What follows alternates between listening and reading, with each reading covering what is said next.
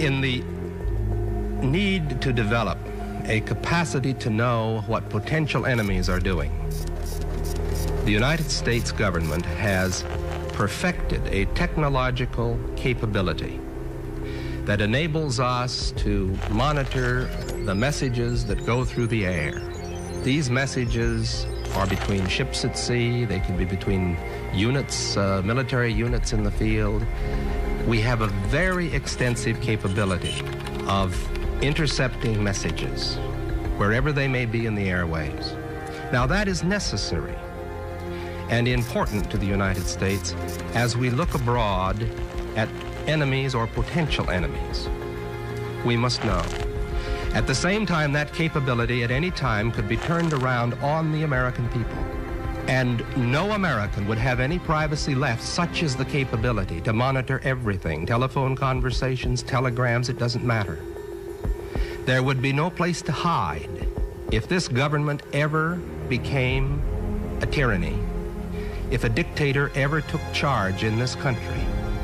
The technological capacity that the intelligence community has given the government could enable it to impose total tyranny.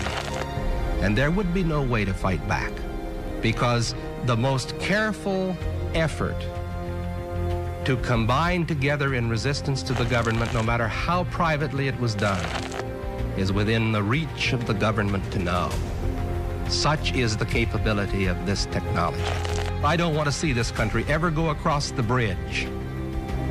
I know the capacity that is there to make tyranny total in America. And we must see to it that this agency and all agencies that possess this technology operate within the law and under proper supervision so that we never cross over that abyss. That's the abyss from which there is no return.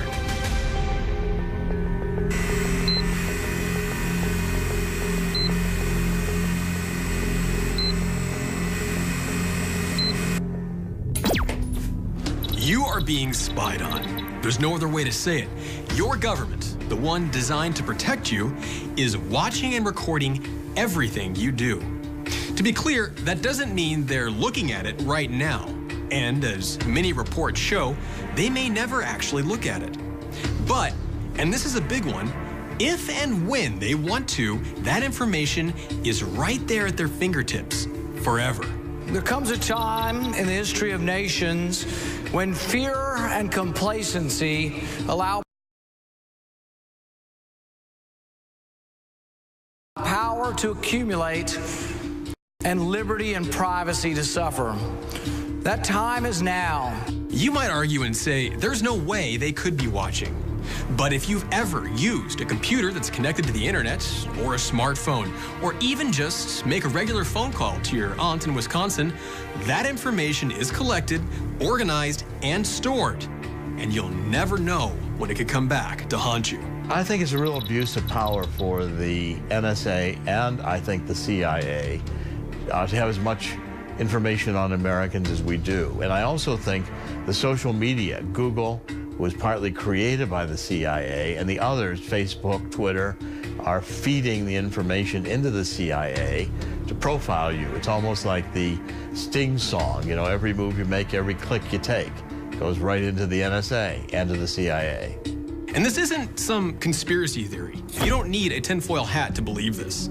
All of this is based on leaked files and data straight from the National Security Agency, the FBI, and the CIA.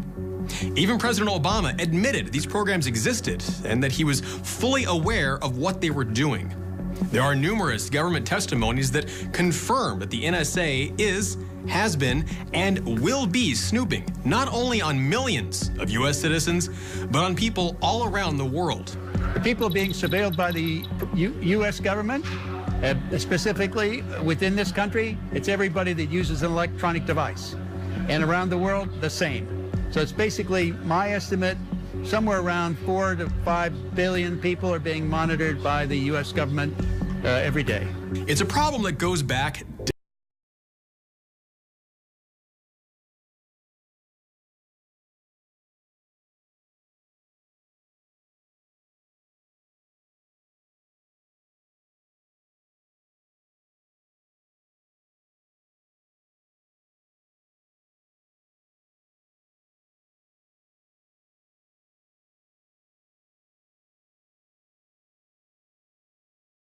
decades, as the U.S. government has been in an arms race to keep up with technology, working to perfect its ability to spy on enemies of the state, at home or abroad.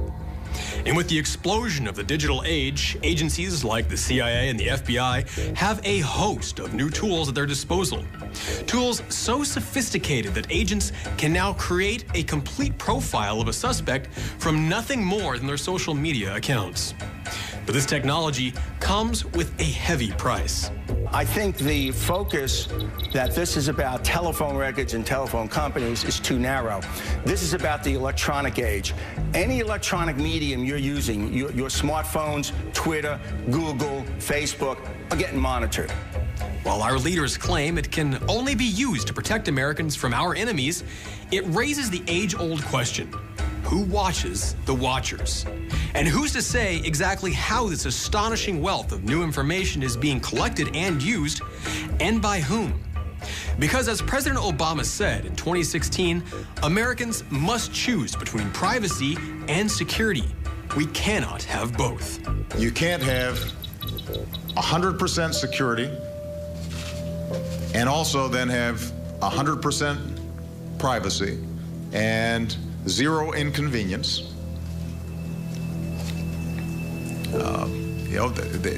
We're going to have to make some choices as a society. Even giving the government the benefit of the doubt and taking them at their word that they're simply looking out for our best interests, there are still shocking examples of our civil liberties being violated. These are the very agencies tasked with protecting us, and they're being caught invading our privacy, snooping into our personal lives, and gathering data that has nothing to do with preventing crime. Yet the chiefs of these agencies vigorously defend themselves when they're caught, saying that they have nothing to hide and really aren't even breaking the law. And in many cases, they're correct.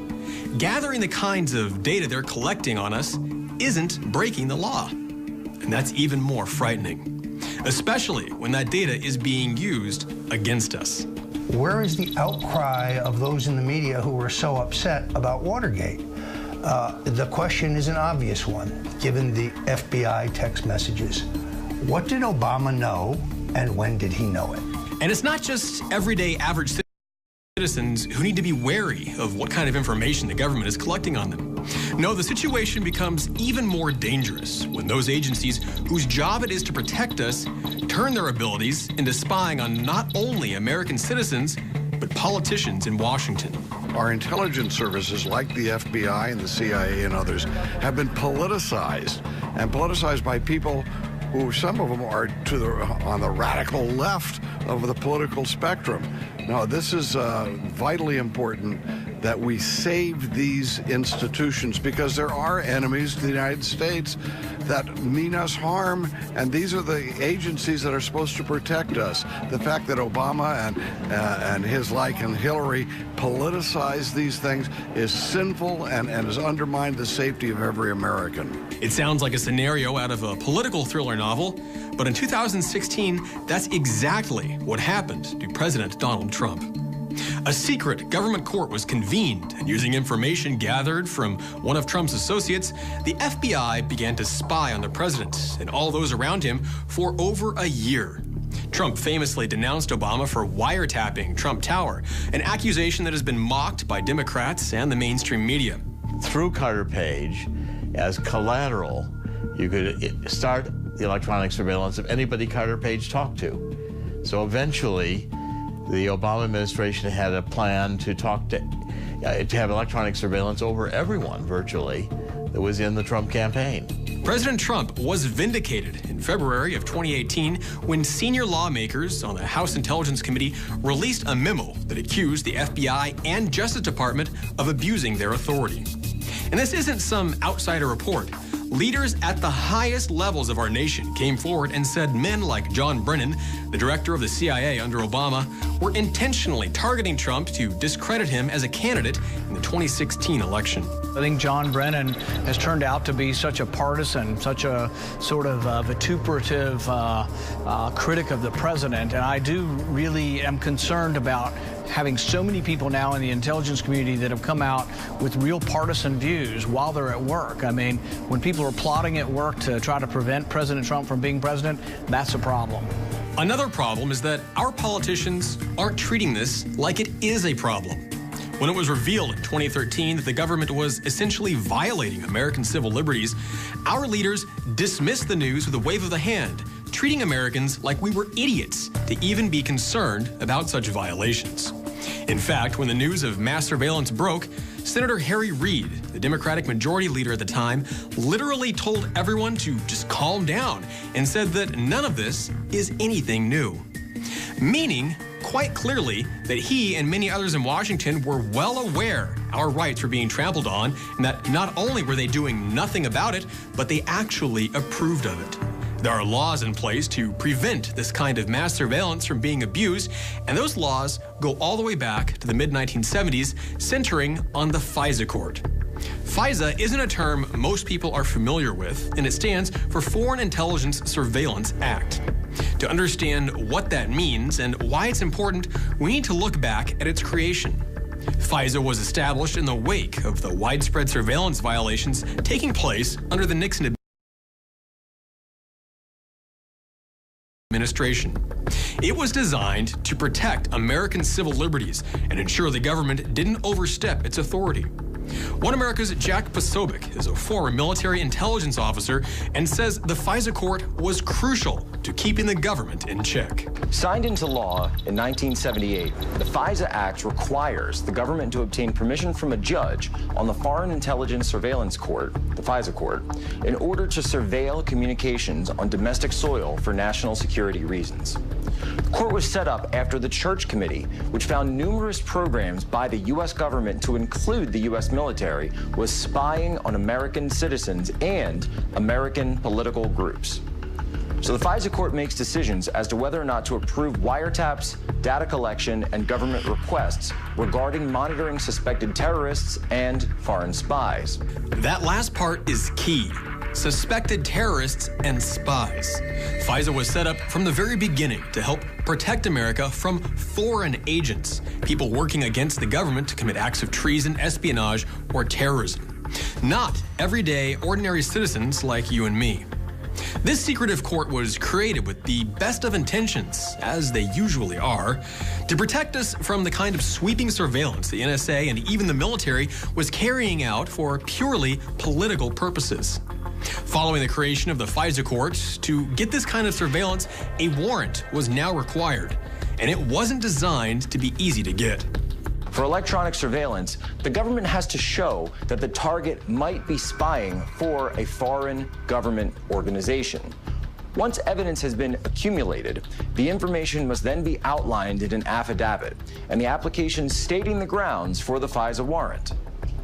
In the normal process, the completed FISA application goes through the FBI chain of command before making its way to FBI headquarters to receive approval and sign-off by the special agent in charge of the field office, before making it to the Justice Department, where attorneys from the National Security Division vet the application to verify all the assertions that are made in it. The FISA Court then reviews the application in secret and decides whether to approve the warrant. However, there may be something called incidental collection of U.S. citizens' private data, or conversations, if they're in the company of a suspected foreign person being surveilled under FISA. So some argue this constitutes backdoor surveillance by the U.S. government. So Frank Church and his committee take on the NSA and investigate literally hundreds of cases of warrantless wiretappings and unauthorized surveillance. They put the NSA on the run, and for over a decade, America's top spy agency was afraid to step out of line. The committee was a success, and the idea of using the NSA to abuse surveillance was largely kept out of bounds. That all changed in 1992 when President Bill Clinton took office, and the line the the NSA was afraid to cross started to get a little blurred. As technology advanced by leaps and bounds, the NSA was pushing for a way to keep an eye on potential threats. One solution to this came from AT&T, which offered to sell a telephone featuring military-grade encryption for businesses. The problem was that violated global export restrictions, and there was nothing to stop criminals from getting their hands on the phone. In the final months of the first Bush administration, the NSA offered up a solution: use the Clipper chip. Basically, as the internet began to take shape in the early 90s, technology companies were finding new and inventive ways to encrypt their data to protect their privacy. That didn't sit well with the government, and so the NSA stepped in with a bold plan to build a backdoor that could let them listen in on any conversation they wanted. The White House was on board, and when the NSA proposed the Clipper chip, the Clinton administration was only too eager to give it the green light. This raised alarm bells for a lot of people who said their privacy was being violated. But that didn't stop the new administration, and ignoring these concerns, the NSA rolled out the program in 1994. At first, it looked like it would be a success, with the NSA able to listen into calls at any point in the connection, anywhere in the country. If you collect all the information about everyone, it is easy to see what people are doing at any given moment in time. You pick the people you want to track, and you see what they do. Then you contrive a story that is old gumshoe investigative work that the FBI normally would do in past days to fit the data you saw surreptitiously. Law enforcement could suddenly eavesdrop on criminals as long as they were using the AT&T phone. But unfortunately for the NSA, that success was short-lived. The chip was both expensive and used a lot of power, and at the same time, a bunch of other open-ended encryption tools were also hitting the market. The Clipper chip became obsolete overnight. But that wasn't the end of Big Brother's efforts to get a peek into our private lives.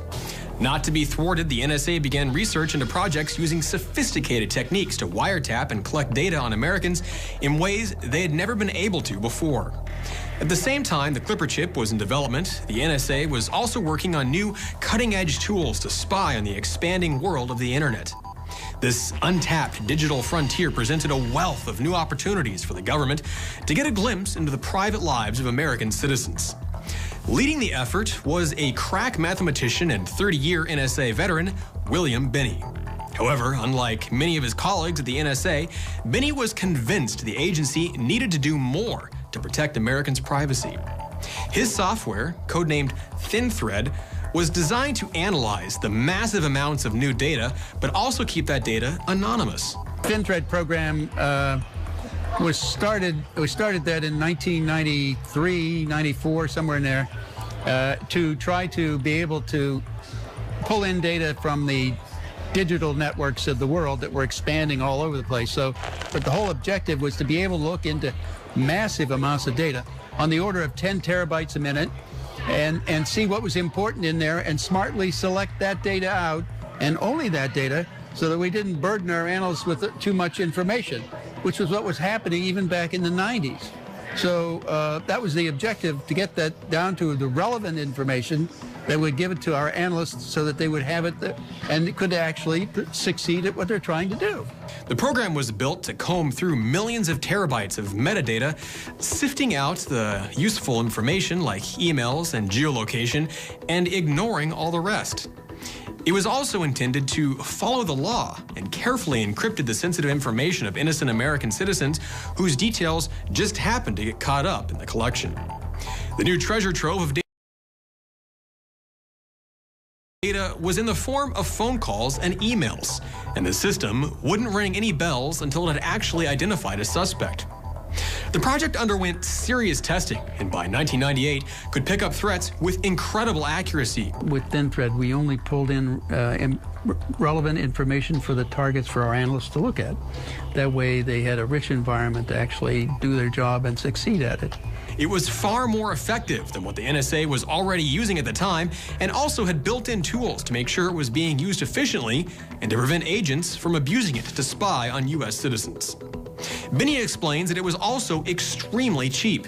It cost just $3.2 million to build from scratch and was fully automated, meaning that no one needed to maintain it.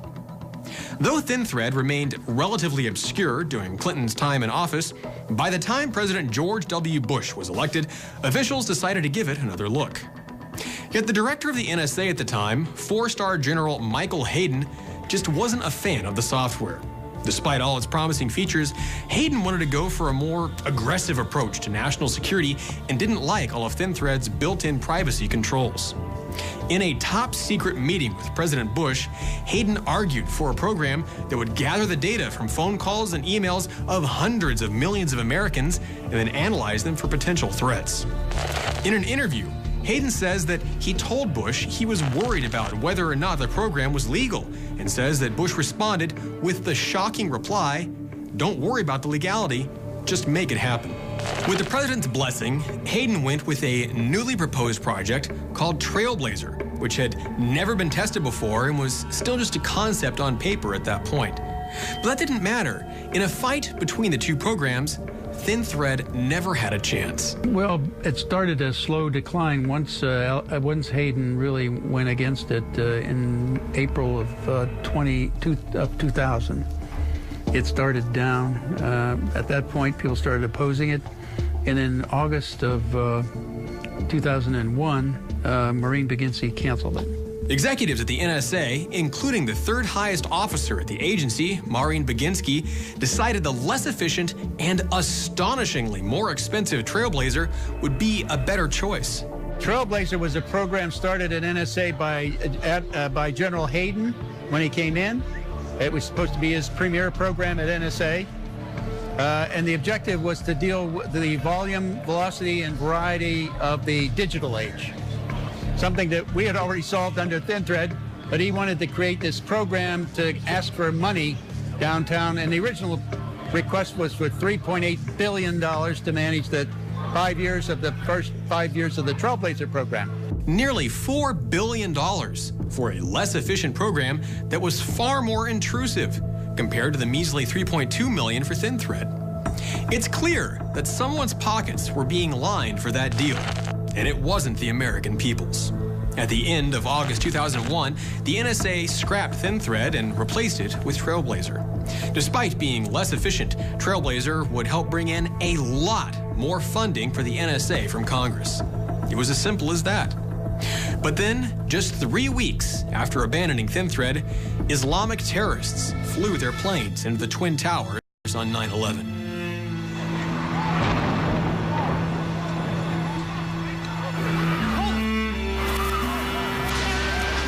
It was a tragedy that shook America's intelligence agencies to their core. Here was something the NSA had been created specifically to prevent, and it completely slipped through the cracks. How could this have happened? Well, according to Binney and many others, ThinThread would have been able to prevent the attacks on New York.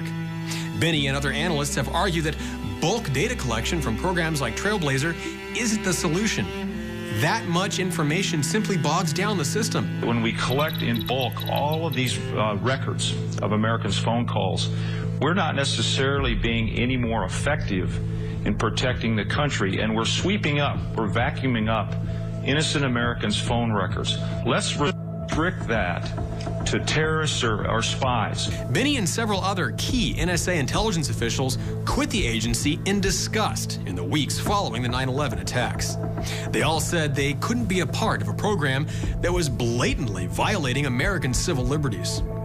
But one man who stayed on afterwards was Thomas Drake, a senior executive at the agency and decorated Air Force and Navy veteran. Drake decided to take the data that the NSA had already collected through the ThinThread and see if it had any information about the attacks. What he found was startling. Despite the NSA's best efforts, William Binney was right. Drake says he found critical intelligence in the ThinThread files, revealing an Al-Qaeda network and a ton of other information the NSA never even knew about. And it had just been sitting right there in front of them the whole time. Relative to what's happening today, the ThinThread program was kind of actually more advanced than what they're doing today, because we used a focused, targeted approach. That meant that we pulled in only selected relevant data. We didn't pull in everything. Today they take in everything. It's bulk acquisition. Drake explained there were even details about previously unidentified targets, as well as additional plots that hadn't succeeded. But thanks to the clunky bulk collection systems in place at the NSA, the information had been totally ignored. Not only that, but the NSA was doubling down on its current spy programs, and Drake began getting orders to use foreign surveillance tools on American citizens. What the government was doing was nothing short of weaponizing its spy technology against the American people. Because even if you're not doing anything wrong, you're being watched and recorded. It's getting to the point you don't have to have done anything wrong. You simply have to eventually fall under suspicion from somebody, even by a wrong call, and then they can use the system to go back in time and scrutinize every decision you've ever made, every friend you've ever discussed something with, and attack you on that basis to sort of derive suspicion from an innocent life and paint anyone in the context of a wrongdoer. Trailblazer was shut down in 2006, but that wasn't the end of the NSA's efforts to spy on Americans. Nor did it stop the government from trying to silence anyone from raising objections to the program. For their efforts, the homes of Benny, Wiebe, and one other colleague were broken into by FBI agents waving guns at their families. Apparently, Bush didn't want people knowing what he was up to, which is actually incredibly ironic. But what really bothers me is the massive storage of data without regard for innocence or probable guilt of those being surveilled. That breaks down our whole constitutional system of justice, undermines it right off the bat.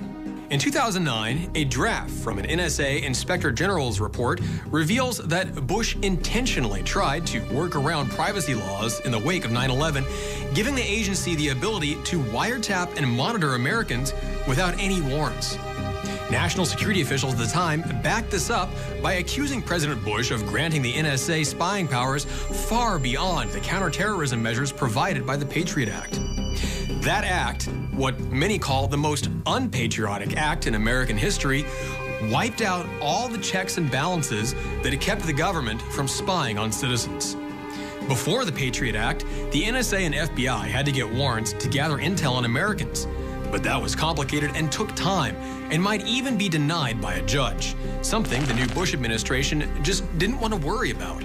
In 2015, Congress finally decided to rein in the Patriot Act, but only after whistleblower Edward Snowden revealed what was going on. Section 215 of the Act, which continues today, still collects tons of data, like who Americans are calling and when, but doesn't record the content. Fortunately, the NSA now has Section 702 under FISA, and that does record what you're saying. They're literally collecting every phone record of every American and holding that in a database. Still, spying on Americans became common practice under President Bush, who expanded the NSA's abilities to a degree never seen before. And a lot of what they do really does go unseen.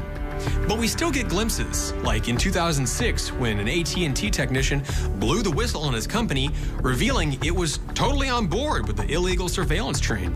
He discovered that AT&T was collecting and making copies of all emails and web browsing data at its facility in San Francisco in a special room called 641A, and was happily passing all of it along to the NSA. Well, the surveillance programs that they've installed have basically destroyed the Fourth Amendment. In fact, most of the Constitution has been, or at least the Bill of Rights, have been wiped out. Short messages, chat, everything. They're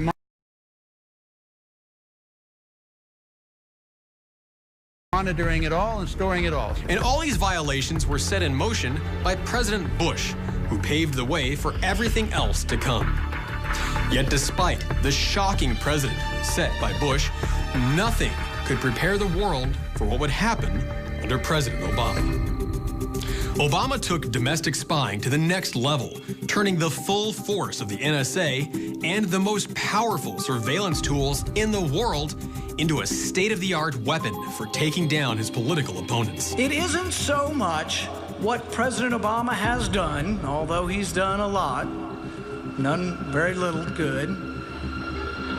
But it's not that what he's done with his usurpations of power as much as it is the precedent that it sets for lawlessness that may follow. If the executive branch can initiate war, if the executive branch can detain citizens without trial, if it can amend legislation, if it can declare to Congress that Congress is in recess, then government, unrestrained by law, becomes nothing short of tyranny. Obama pushed for more intrusive spying, even calling for Apple to install backdoors in its software to allow the government to record customer data. Under President Obama, electronic wiretaps on phones grew by an alarming 60%. But that's nothing compared to the illegal surveillance on Americans' emails and internet habits, which exploded by 300% from 2013 to 2016. But Obama wasn't content to keep his invasion of our civil liberties limited to the internet. In 2011, he signed the National Defense Authorization Act, which included a charming little provision called Section 1021. That gave him the terrifying ability to use our military to indefinitely lock up American citizens, not foreigners, but natural citizens, without any trial. Just so long as they're suspected of working with terrorists. No proof required. Under Obama, startling new computer programs began assembling complete dossiers on not only Americans, but people all over the world. Programs with sinister names like Stellar Wind, Boundless Informant, and Carnivore, to name a few. And pretty much anyone can view your private data. Leaked information reveals that even low-level NSA analysts are allowed to search and then listen in on Americans' communications. They don't even need a supervisor for approval. When Obama came in, he looked at that. He talked and I had hoped for him because he was basically a constitutional lawyer and he taught that constitutional law. So I had thought that he might stop some of this. But instead of that, he looked at that and said, this is all this power I really need. And he doubled down on it. So now it expanded. That's why we had the 1 million square foot facility in Utah built. Now they're building another one, a 2.8 million square foot facility on Fort Meade. You know, so the doubling down during Obama was only increased another order of magnitude the spying. So he basically went along with what the Bush-Cheney administration did and improved on it, basically. That center in Utah was in a town called Bluffdale, where the so-called Utah Data Center was built in May of 2014. The 1.5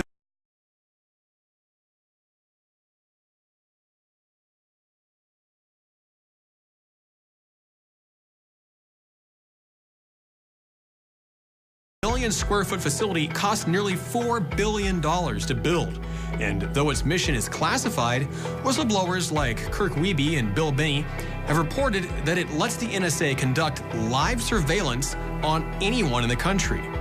Not only that, but it actively collects and stores all digital communications running into and out of the United States. Every message you write, every call you make, every picture you send to anyone is snatched up and stored there forever. All without a warrant. Obama. And although not everyone went along with it, Obama still pushed ahead with his bulk collection programs. Even a veteran and senior FBI official who was supervising the warrantless surveillance program warned then Director James Comey that it was totally ineffective at catching terrorists. I came in with a healthy skepticism about these programs. My team evaluated them. We scrubbed them thoroughly. We actually expanded some of the oversight, increased some of the safeguards. But my assessment and my team's assessment was that they help us prevent terrorist attacks. The official reported that after collecting hundreds of thousands of Americans' records for over a decade, the program had only helped disrupt one possible terrorist plot. It's time to have real reform, not a veneer of reform. You know why? Because we've got to rebuild the American people's trust in our intelligence community so we can be safe, so we can meet the threats that are all over the world. But we don't do that by bulk data collection that violates the privacy of Americans, that's unconstitutional, and is shown to not be effective. Disrupting a single plot is a big difference from what the NSA originally claimed when they said their spying had helped thwart a whopping 52 terrorist attacks. Retired four-star general and former director of the NSA, Keith Alexander, made the claim that the NSA's programs had thwarted dozens of attacks. But once the cameras stopped rolling, the NSA quietly revised that number down to 11, and then finally admitted they'd only prevented a single case. And according to court records, that one case was detected by other means and wasn't even prevented by surveillance. In fact, when this came up, the government said, well, we've captured 52 terrorists because of this. But then when the president's own privacy commission looked at all 52 of them, there was a debate about maybe whether one had been aided, but not found by these records and would have been found by other records. We have to decide as a country whether we value our Bill of Rights, whether we value our privacy, or whether we're willing to give that up to feel safer. Because I'm not even sure you really can argue that we are safer, but people will argue that they feel safer. That takes us to 2013, when the biggest batch of government secrets in the history of America was leaked to the public, and Washington was caught totally unprepared. In early June of that year, former NSA contractor Edward Snowden released thousands of highly classified documents that revealed the massive scope of illegal surveillance being carried out on the American public. Programs at the NSA, in cooperation with the Five Eyes Intelligence Alliance and governments around the world, were all trained on gathering up vast amounts of data on innocent, unsuspecting civilians. Never before had Americans had an inside look at just how intensely the government was spying on them, and the outcry was immediate. I think that the public is owed an explanation of the motivations behind the people who make these disclosures that are outside of the democratic model. When you are subverting the power of government, that's a fundamentally dangerous thing to democracy. Snowden's documents proved our worst fears. The government, after years of perfecting its abilities, and now under Obama's leadership, had its hands tightly wrapped around every aspect of our lives. What first began as a program to combat terrorism was now eavesdropping on our phone calls, text messages, and private social media accounts. Originally, we saw that focus is very narrowly tailored as foreign intelligence gathered overseas. Now, increasingly, we see that it's happening domestically. And to do that, the NSA specifically targets the communications of everyone. It ingests them by default.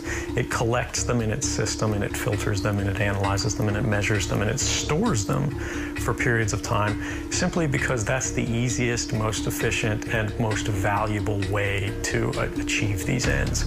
So while they may be intending to target someone associated with a foreign government or someone that they suspect of terrorism, they're collecting your communications to do so. For his troubles, Snowden was forced to flee to Russia, where he also applied for asylum in at least 21 other countries. But getting caught with his pants down didn't suit Obama, and under his instruction, Vice President Joe Biden put huge pressure on governments around the world, demanding that they refuse to grant Snowden any asylum. It didn't matter, though. The damage was done. The information was out in the open, and there was nothing the government could do to prevent the public from knowing just how bad things really were. Democrats and Republicans alike rushed to reassure their constituents, and some even blamed them for worrying, saying that only people with something to hide needed to worry. But for most people, that was a pretty weak excuse. Once upon a time, we had a standard in our country that was innocent until proven guilty. We've given up on so much. Now people are talking about a standard that is, if you have nothing to hide, you have nothing to fear. Think about it. Is that the standard we're willing to live under? Fast forward a couple of years, and we get up to 2016, election year. Obama's 8 long years of surveillance abuses are coming to an end, and with Hillary Clinton having rigged the primaries against Bernie Sanders, the stage is set for Big Brother's next big act. But there's one problem. Voters just aren't going for Hillary. In the wake of an embarrassing email scandal and an active FBI investigation into her allegedly illegal handling of classified material, Americans aren't looking to elect another corrupt dynasty candidate. They wanted an outsider. They wanted Donald Trump. But Trump was the antithesis of everything Obama and Hillary's America stood for, and so there was just one thing left to do. It was time to crank up the surveillance. Digging up dirt on Trump was supposed to be easy, but as the Democrats and Hillary dug, they weren't finding anything they could use to discredit the surprisingly successful outsider candidate. That's when Hillary's team had the idea of paying for some opposition research. Hillary said jump, and the DNC hired Perkins Coie, who hired Fusion GPS, who hired Christopher Steele. Having teamed up with the FBI in the past and being a former British intelligence officer, Steele was an obvious choice to do the dirty work. Steele dug, put together his findings, and handed them over to the FBI in what's now known as the infamous dossier. The document was neatly packaged, and the FBI used it to authorize a secret FISA warrant against one of Trump's associates, with the suspicion that Trump was secretly colluding with the Russians to throw the election. It all looked like a home run for Hillary, but there were some serious problems. The dossier was basically a collection of memos written over several months, but it had the unfortunate quality of being totally unverified. Ranging from gratuitous sex acts to contact with Russian operatives, not only was most of the dossier unverified, but in many cases, there was also no way to verify it. After more than a year of intense scrutiny, the only parts of the dossier that have been verified are generic facts and locations. In fact, New York Times reporter Matthew Rosenberg said that after reviewing the dossier that barely 30% of it was accurate, and most of that was totally unrelated to President Trump. Despite this, the dossier does actually reveal at least one clear case of collusion. Yet it's not between Trump and Russia, however, but between Hillary Clinton, the DNC, and the FBI, all to prevent Trump from getting elected. I would describe the alleged Russian hack of the DNC emails as a total fabrication.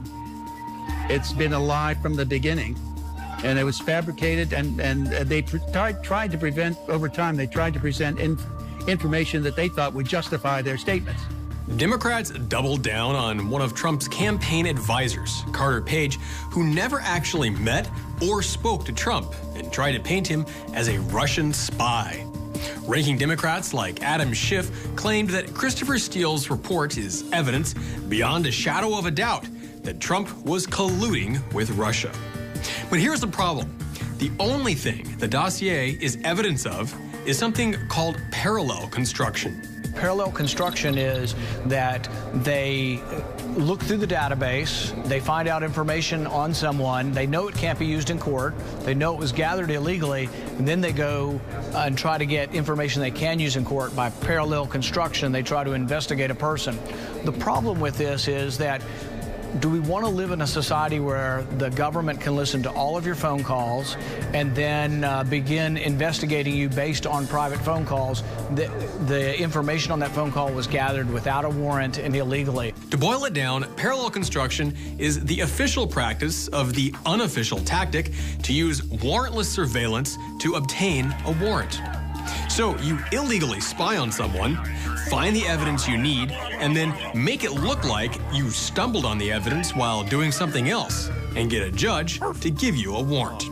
And that's exactly what the FBI did when it chose Carter Page to take down Trump. The monitoring of the Trump campaign, or Trump as a candidate, or anything dealing with him or anybody associated with his campaign certainly was available in the bulk acquisition. It was stored. If anybody wanted to get it, they could go get it. And the probability of him to have that happening is probably one, that it absolutely did happen. Once he announced his intent to run for president. Once that occurred, I think he automatically became top of the heap to be monitored. Page was an advisor at the furthest edges of the Trump campaign, who also happened to do a lot of business in Russia. He was the perfect candidate to pin the story of a Moscow connection on, especially as Trump loudly called for better relations with Russia in his campaign. But it turns out the FBI really just appears to have been using Steele to launder its own intelligence information. We know this because rather than Steele writing his own dossier, then giving it to the FBI actually fed Steele information gathered from its spy programs, which Steele then used in his report. The proof is in a small, easily overlooked detail. In fact, it's just one name: Michael Cohen. In the FBI's FISA search, they found that Michael Cohen, a longtime lawyer for Trump, was traveling to Prague. This information was included in Steele's dossier. The trouble is that it was the wrong Michael Cohen. The Michael Cohen flagged in the report wasn't Trump's lawyer, and there's absolutely no way Steele could have found this random Michael Cohen without access to the FISA search info, which he couldn't have gotten without help from the FBI, which creates a trail from Steele leading right to the FISA database. The FBI had an ongoing coup d'etat plan against President Trump that was designed to remove him from office.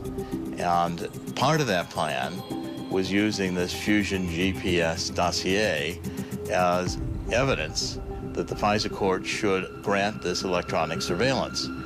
And it does not appear that the FBI told the FISA court that the FBI could not validate or authenticate the claims in the FISA document, which would suggest that some criminal activity had occurred in misrepresenting that document to the FISA court. Essentially, the FBI used the FISA court to obtain a warrant to investigate Carter Page to go after Trump. But the warrant was based on faulty information from an informant who was clearly biased and was paid for by Hillary Clinton in an effort to discredit her opponent in an election. Well, it's very scary, right? The federal government's not supposed to be able to spy on American citizens without a very, very good reason. And that's why there's supposed to be this protection with the FISA court and a very rigorous process for getting a warrant. All of this was known by the FBI, and they went ahead and presented the warrant to the FISA court without revealing any of it to the FISA judges. We have evidence that Christopher Steele paid Russian agents, and he was paid for by Hillary Clinton. So the only direct linkage we have to Russians so far in the evidence is actually the Hillary Clinton campaign through Christopher Steele to Russian agents that were paid for this dossier. So to be clear, Hillary's team paid for a foreign agent to dig up dirt on Trump to prove that Trump was using a foreign agent to dig up dirt on Hillary. And not only was Trump targeted through Carter Page, but under Obama's corrupt Department of Justice, other members of Trump's campaign were singled out as well. One of the most well-known instances of this backdoor collection concerns a phone call between General Michael Flynn, then on the Trump transition team as the incoming national security advisor. So Flynn spoke to the Russian ambassador at the time, Sergei Kislyak. A full transcript of their conversation was obtained by U.S. intelligence services, and General Flynn's name was later leaked and unmasked by Susan Rice, the national security advisor under Obama. Flynn's name was leaked to newspapers, and he was eventually charged by special counsel Robert Mueller for this completely legal conversation. The real question is, how did the U.S. government have a copy of the conversation to begin with? Backdoor, incidental collection obtained through a wiretap. President Trump now has made some moves to clean up this process, but so far, incidental collection is still a major issue with government wiretaps. In fact, it is these wireless wiretaps of U.S. citizens that are exactly why the FISA court was set up in the first place. Records show that FISA courts usually grant over 90% of the warrants requested by the FBI, meaning that anytime the agency needs to spy on someone, they pretty much know they'll get it approved. And these fears seem justified with leading members of the House Intelligence Committee releasing a memo that calls into question the FISA court and asks if the FBI abused its power to conspire against Trump. Unfortunately, you know, it wasn't the Russian government that was doing this. It was the U.S. government, you know, in terms of the hacking. Number one was seen on the, you know, with this illegitimate FISA warrant. And then the fake news and propaganda was this same, you know, false story that was used in September 2016 to start this investigation, you know, to help build upon this investigation against myself and, you know, start something there and really go after the Trump campaign.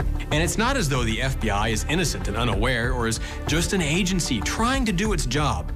In the spring of 2017, the FBI declared that it was putting a stop to several controversial surveillance techniques after coming under intense pressure from the FISA court. Normally very secretive and tight-lipped about its findings, the FISA court issued a rare statement calling out the FBI for not revealing how it had abused its surveillance powers in the past. The court denounced the FBI for its complete disregard for American civil liberties, violating our rights under the Fourth Amendment. We have a responsibility, House Republicans, and as chair of the Intelligence Committee, we're the last line of defense. We're the people who have to provide oversight. If we see a FISA court that's not getting all of the information to get a warrant on an American citizen, it's totally unacceptable and it has to be fixed. And the American people deserve to know. Yet so far, with all of the weight of the Democratic Party, the far left, and the overwhelming media tirade, Carter Page has not been charged or even accused of any crime.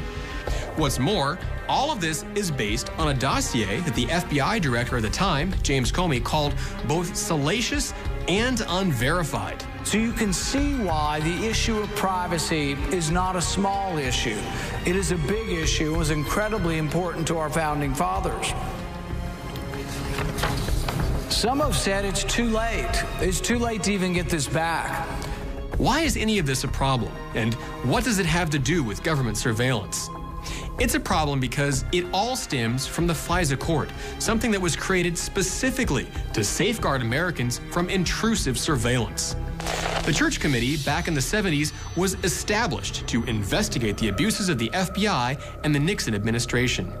40 years later, the FBI is at it again, only this time the FISA court is helping them.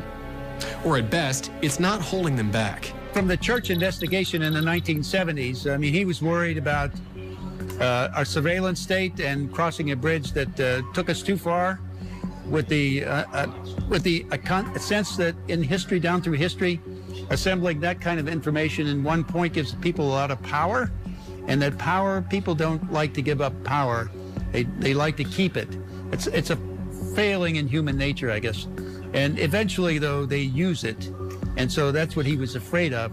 It's easy to turn a blind eye to this kind of intrusion and overreach when you're not a fan of the person they're going after because it's working in your favor. But a tool that's used against your enemies today could just as easily be turned against your candidate tomorrow, or even be used against you. The very FISA court that was supposed to be used against terrorists and spies is instead being used against Trump supporters. But here's the rub about this. You need checks and balances. As Madison said, men are not angels. And we found out recently there were people in the FBI plotting to bring the president down. And it's not just a case of the government spying on innocent people and then using that information to arrest criminals. That would be bad, but at least it would be for the right reasons. But this is a case of the government using unimaginably powerful surveillance tools to not only spy on innocent people, but to turn those tools into cutting-edge political weapons, just to prevent a candidate from fairly winning an election. They were playing games with surveillance from the very beginning, and it's gotten much worse. The fact is now we see that our agencies that we have depended on professionals in the NSA, professionals in the FBI, professionals in the CIA, not to use surveillance of American citizens unless it was absolutely justified and agreed upon by a judge. Now we see where that whole process has been compromised for political purposes by the last administration. We need to act on this to make sure we set things straight again. We have to be concerned about our national security, but we cannot permit American citizens to be spied upon by their political opponents simply because their now opponents are in control of the White House. There are no checks and balances. The head of America's intelligence agency, the Office of the Director of National Intelligence, or ODNI, is a political appointment. He's a cabinet member chosen by the president. For President Obama in 2016, that man was James Clapper. If he wanted to turn the nation's intelligence against a political opponent, there'd be no one to stop him. In the FBI, Obama had close friends in both James Comey and Andrew McCabe. Heading the Department of Justice, he had Loretta Lynch and Sally Yates, and in the CIA, he had John Brennan, and the Department of Defense was Ash Carter. All staunch allies of Obama and reporting to James Clapper, another Obama ally, who, by the way, lied to Congress under oath about spying on Americans. And guess who signed the FISA warrants for Carter Page? You guessed it, James Comey, Andrew McCabe, Sally Yates, and Dana Bente, another Obama appointee. You can't make this stuff up, and sadly, it's all we have to rely on for justice in America. The problem is in the abuse, and when you have people that step outside the law to use that methodology for whatever political personal gain or so on, that's the issue. Those people need to be prosecuted and put in jail. Once that's done, once those laws are enforced, the system will continue forward as it should be used, and that's to protect the United States. But that doesn't mean there's nothing we can do. There's still hope. You voted for the people who voted for FISA 702. The people you put in power are making these decisions. So vote to change it. Hold the people accountable who are responsible for this. Every year, your representatives vote to support these measures. So make them take your privacy and personal security seriously. Not even Donald Trump can be trusted to wield this kind of power. After the dossier against him was released, Trump trashed FISA as overstepping its authority. Then he immediately came out and said it was actually okay and that his team had fixed the problem with FISA and that now it was going to keep Americans safe. What's worse is that in January of 2018, under President Trump's watch, the Senate passed another 6-year extension of the NSA's spying program, allowing the agency to continue collecting texts and emails without a warrant. No one should have this kind of all-seeing power over our lives. Even Congressman Jim Sensenbrenner, who helped create the Patriot Act, says that what the government is doing now is well beyond any powers they've been granted. It's like a God complex. The NSA is all-seeing and omniscient. But with omniscience comes omnipotence. If they can see everything, then nothing we say is safe. And they have proven time and again they can't handle this responsibility. Our freedoms can be taken away by force. But, and this is much more dangerous, they can also be taken away simply by our ignorance. The greatest fear that I have regarding the outcome for America of these disclosures is that nothing will change. People will see in the media all of these disclosures. They'll know the length that the government is going to grant themselves powers unilaterally to create greater control over American society and global society. But they won't be willing to take the risks necessarily to stand up and fight to change things, to force their representatives to actually take a stand in their interests. George Orwell's novel 1984 doesn't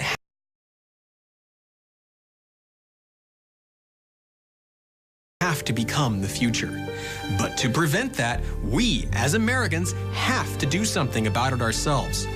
The people we put in power aren't doing it for us, and unless we stand up and take back our rights, our freedoms and privacy will vanish forever.